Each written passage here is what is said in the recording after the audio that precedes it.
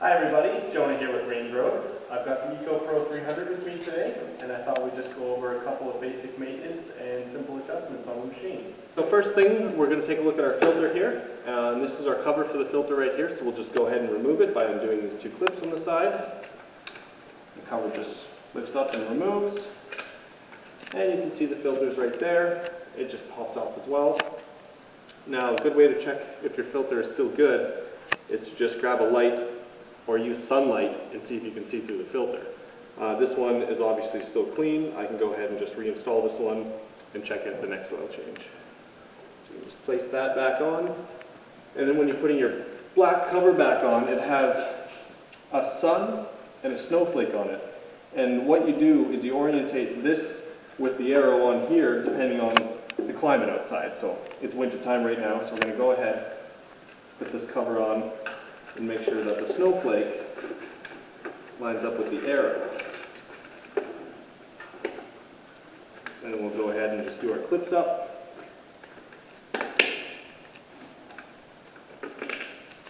And now this is ready to go and operate in the winter. We've got about 10 hours of use on this machine, so we'll go ahead and give it the first oil change. You can see that I've actually lowered the front of the machine down so that when we pull the drain plug out, it's going to drain out of there and give us kind of the least amount of mess.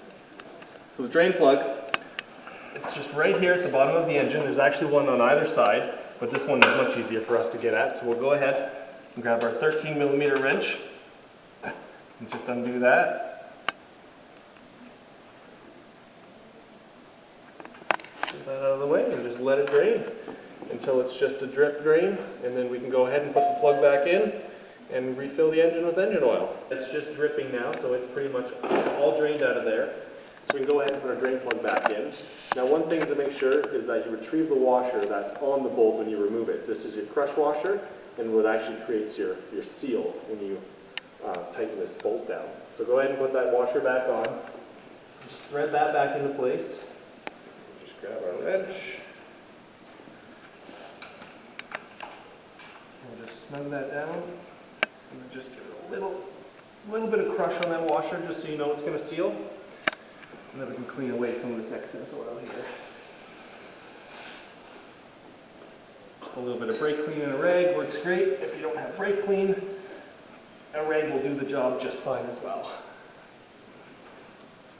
So now we've drained our oil, and we put our drain plug back in and cleaned off the excess oil. So now we can go ahead and refill the engine.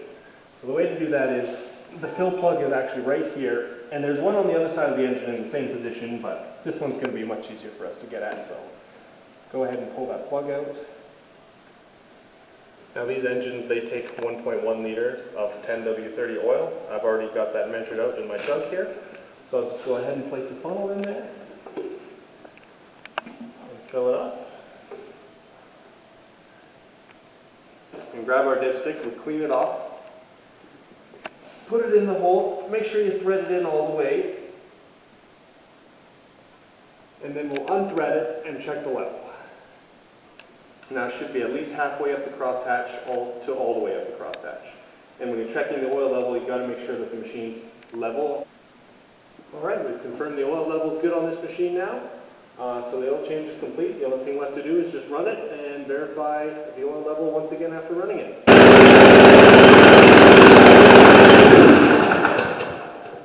We only need to run it for a couple of seconds just to get the oil circulating. Now we can go ahead, wait about 10 seconds for the oil to just drain back down into the pan, and then we'll check it again. The oil is perfectly in the middle of the crosshatch, so we know the level's good. We can go ahead and move on. So now we've got our cage open, we can go ahead and get access to our adjuster for our chain tension. And all you do is you just loosen these two bolts off.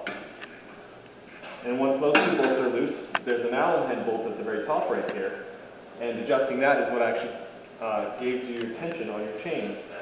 We'll go ahead and just loosen this one a little. And as you're tightening your chain, you just want to make sure that you have about a dime's worth of space in between the chain and the bar.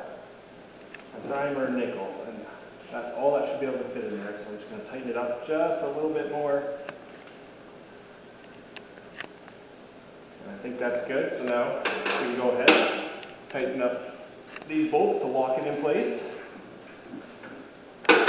Check it one more time, make sure it's still good. And now our chain tension has been set and it's good to go. Okay, so the next thing we're going to do is we're going to set our tension on our conveyor belt here.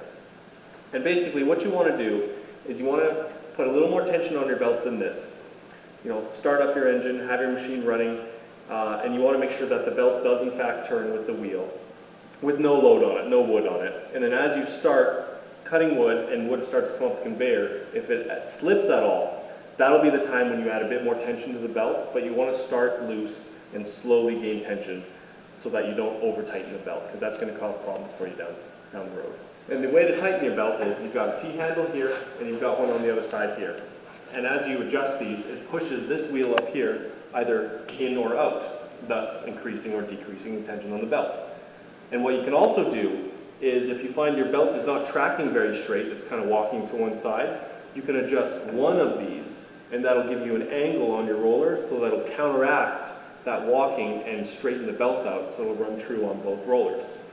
It takes a little bit to get it dialed right in, but it's just a simple act of just adjusting this, watching the belt, and you know. There's also 4 grease points on this machine that I wanted to talk about as well. About every 10 hours of use, it's a good idea to re-grease these just to keep things running smooth. First grease point is right here on the bearing on your outfeed conveyor, if you have this equipped on your machine. You can see that there's a little green cap right here and a little dirt cap. Now the other grease points are actually on the outfeed conveyor. It's the same idea. There's a bearing in here that's similar to the one on the infeed, and there'll be another little green cap just behind this plate. There are the 2 green caps on the grease fittings. You just lift those caps up out of the way and grease up the points. And to check your tire pressures regularly, make sure it's up around 30 psi, and check your lug nut torque as well. You're going to want that to about 70, 75 foot-pounds.